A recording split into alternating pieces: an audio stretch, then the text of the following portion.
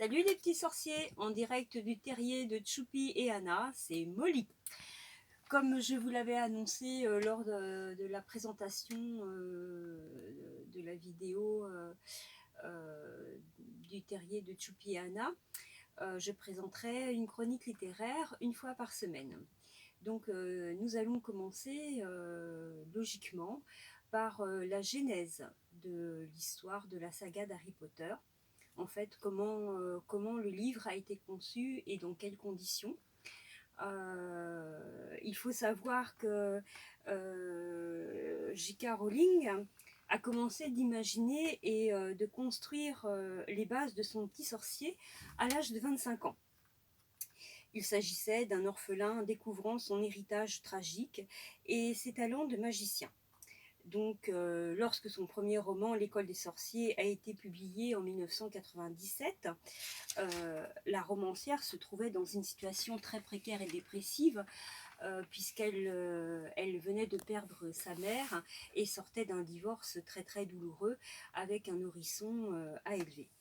C'est d'ailleurs cet état d'esprit qui lui a inspiré notamment les détraqueurs qui répandent un sentiment de désespoir. Alors, comment est né Harry à l'école des sorciers? Elle commence à rédiger ses aventures à Porto, au café Majestic ou en écoutant le concerto pour violon de Tchaïkovski.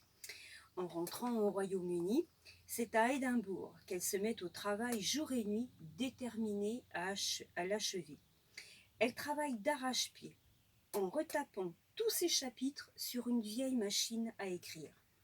Achevée en 1995, il faudra attendre le 26 juin 1997 pour qu'il soit publié, car refusé par 12 éditeurs successifs.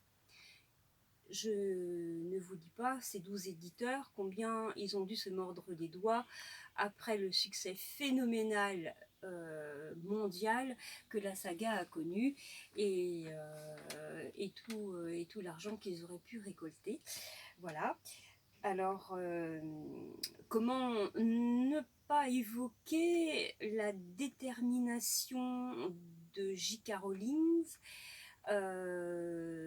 sa volonté, son inventivité, sa créativité, sa passion aussi pour écrire une saga aussi fantastique, aussi passionnante, aussi les mots manquent pour en parler, son génie. À travers une citation très marquante de Christine Baker, la directrice de chez Gallimard à l'époque.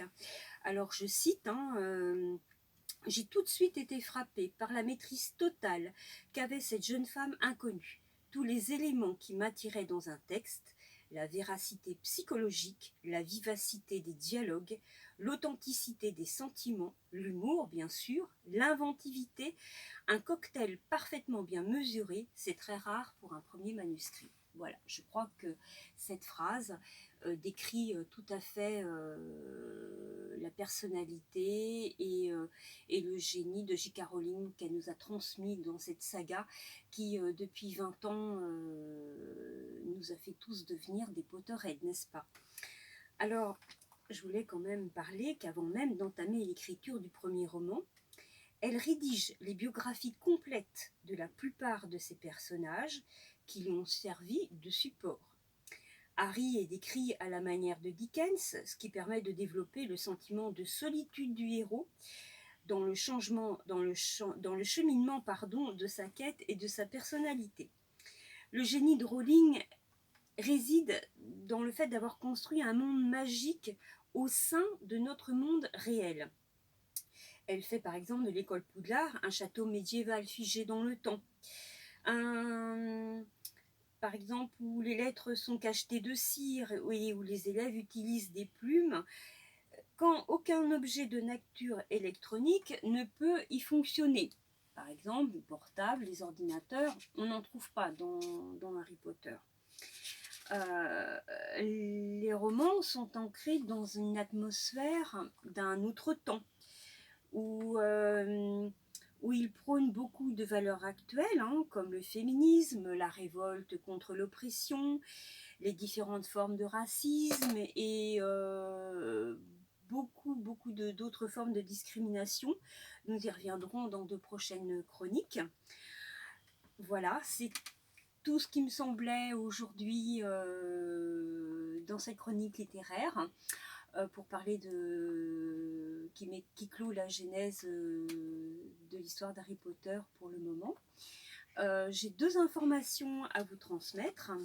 Donc la première qui vient de la publication du Courrier international. Donc J.K. Rowling aurait publié les 2 premiers chapitres d'un nouveau roman pour enfants de 7 à 9 ans qui s'appelle The Ikai Bog. Ce manuscrit dormait depuis 10 ans dans son grenier, mais après l'apparition du dernier tome de Harry Potter, elle souhaitait faire une pause. Alors les chapitres seront mis en ligne jusqu'au 10 juillet et une édition numérique et papier est prévue en novembre. Notons également que les 3 d'auteurs seront destinés aux personnes qui ont particulièrement souffert de la pandémie. On connaît tous la générosité de J.K. Rowling.